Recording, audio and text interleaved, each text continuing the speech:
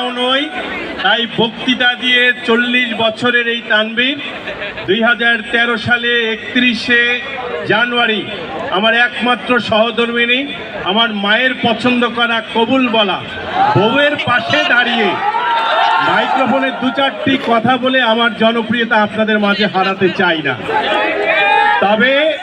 তবে শুধু একটি কথা বলে মাইক্রোফোন ছেড়ে দিতে চাই যে আমরা রঙে রসে ভরপুর রংপুর অঞ্চলের মানুষ।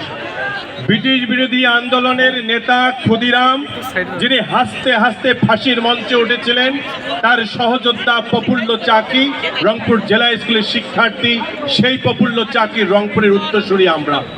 নারী জাগরণের প্রতিকৃত মহিষী নারী বেগম রোকেয়ার উত্তরসূরি হচ্ছি আমরা। মৌলানা কেরামত আলী জৌনপুরীর পুণ্যভূমির উত্তরসূরি হচ্ছি আমরা। মহান স্বাধীনতা সংগ্রামে প্রথম শহীদ টকবকে তরুণ নওজোয়ান শঙ্কু সমাজদারে উত্তরসূরি হচ্ছি আমরা। 52-এর ভাষা আন্দোলনে রংপুরের জজ কাঠগড়ায় উঠে বিচারকের কলম ভেঙে দেয়া মিলি চৌধুরীর উত্তরসূরি, রংপুরের উত্তরসূরি আমরা।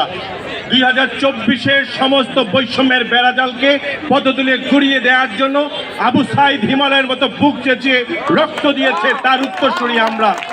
এই রংপুর রাজনৈতিক কারণে, ভৌগোলিক কারণে, অনেক উচ্চতার স্তরে জায়গা থাকবার কারণেও, সঠিক নেতৃত্ব না থাকবার কারণে আমরা অনেক পিছিয়ে পড়ে আছি।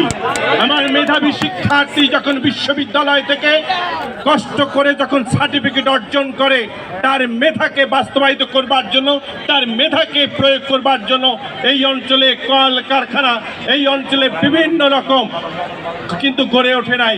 আমরা চাই রংপুরে বৈষম্যের বেড়াজালে আটকে রাখতে আর পারবে না। এই রংপুরকে অনেক দূরে এগিয়ে যেতে হবে।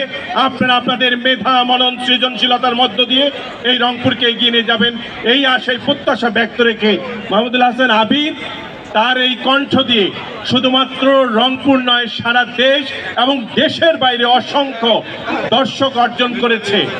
এই মানুষগুলোর জন্য আমরা আমাদের হৃদয় নিংড়ানো ভালোবাসা ছাড়া দেবার আর কিছু নাই। আমি তাই আপনাদের সবাইকে অনুরোধ করব, প্রত্যেকে আমরা দেশপ্রেমিক হয়ে গড়ে উঠতে পারি, প্রত্যেকে যেন আমরা রংপুরিয়ান হয়ে গড়ে উঠতে পারি, সেই আশা, সে প্রত্যাশা ব্যক্ত রেখে উজ্জ্বল সম্ভাবনাময় সোনালী ভোরের প্রত্যাশায় আপনাদের প্রত্যেকের ঘুম ভাঙুক। রয়্যালিটি মেঘামল তাওহিদ হাউজিং এর পক্ষ থেকে শুভেচ্ছা, অভিনন্দন, কৃতজ্ঞতা। সহধর্মিনী মাহমুদা আক্তার মিতু, সে 8 মাসের অন্তঃসত্ত্বা। গতবার এই আয়োজনে আবির তাকে ডেকেছিল, কিন্তু দেশের বাইরে থাকায় সে আসতে পারেনি। তাকে বলা মাত্রই বলেছে যদি 9 মাস 30 দিনও যদি হতো তারপরে এই মঞ্চে আমি আসতাম। এই ভালোবাসা সে হৃদয়ে জায়গা করে নিয়েছে আবির। এই জন্য আপনাদের সবাইকে ধন্যবাদ জানাই। সবাই ভালো থাকুন, সুস্থ থাকুন। আল্লাহ হাফেজ। অসংখ্য ধন্যবাদ।